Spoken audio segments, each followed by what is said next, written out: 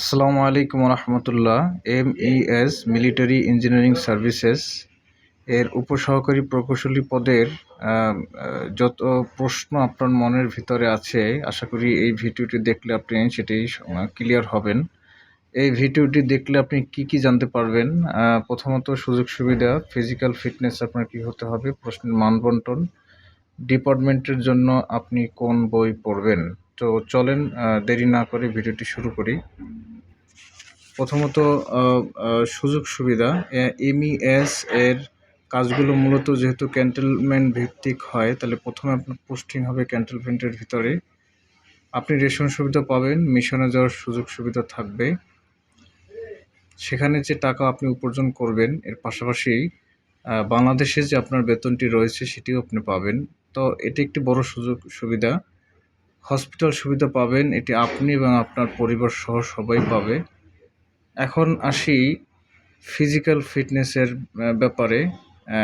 Height অনুযায়ী আপনার ওজন ঠিকঠাক থাকতে হবে, অর্থাৎ অস্বাভাবিক ওজন যাতে না থাকে। যদি অস্বাভাবিক ওজন হয় তাহলে আপনি বাদ পড়বেন।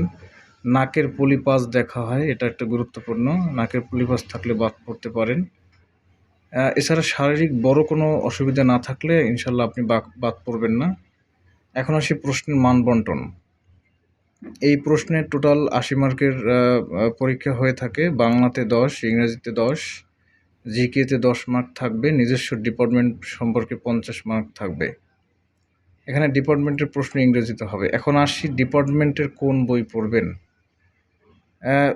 বিভিন্ন গ্রুপে বা লক্ষ্য করা যায় যে ডিপার্টমেন্টের বই নিয়ে আপনারা আসলে সন্দেহ, কোন বই পড়বেন এটা ঠিক করতে পারছেন না। তো আমার কাছে যেটা মনে হয়েছে, আপনি এতদিন ডিপার্টমেন্ট MCQর জন্য যে বইটি পড়েছেন অবশ্যই সেটি ব্যাখ্যা সহকারে পড়বেন। আমি আবারও বলছি, আপনি এতদিন ডিপার্টমেন্ট MCQর জন্য যে বইটি পড়েছেন সেটি ব্যাখ্যা সহকারে পড়বেন। আমি যদি একটু বলি, আপনি যদি সিভিল ডিপার্টমেন্টে হন তাহলে আমি পাইনর MCQ গাইড এবং জিমাওয়ালা MCQ গাইড এই দুটি বই ফলো করতে বলবো। কারণ এই দুইটা বইতেই ইংরেজি এবং বাংলাতে MCQগুলো খুব সুন্দরভাবে ব্যাখ্যা সহকারে দেয়া আছে।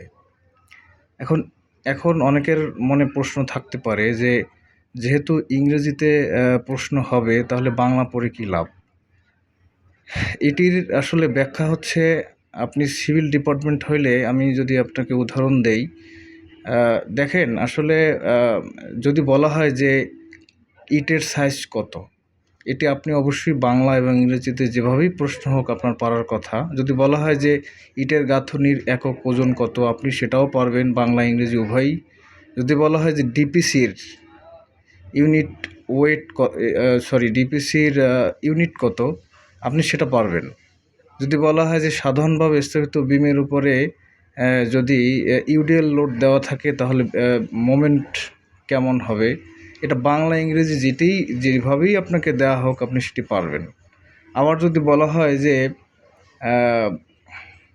চুনের একক ওজন কত, এটি আপনি পারবেন। তো আশা করি ক্লিয়ার হতে পেরেছেন। ধন্যবাদ ভিডিওটি দেখার জন্য। পরবর্তী ভিডিও দেখার আমন্ত্রণ জানিয়ে এখানে শেষ করলাম। আসসালামু আলাইকুম।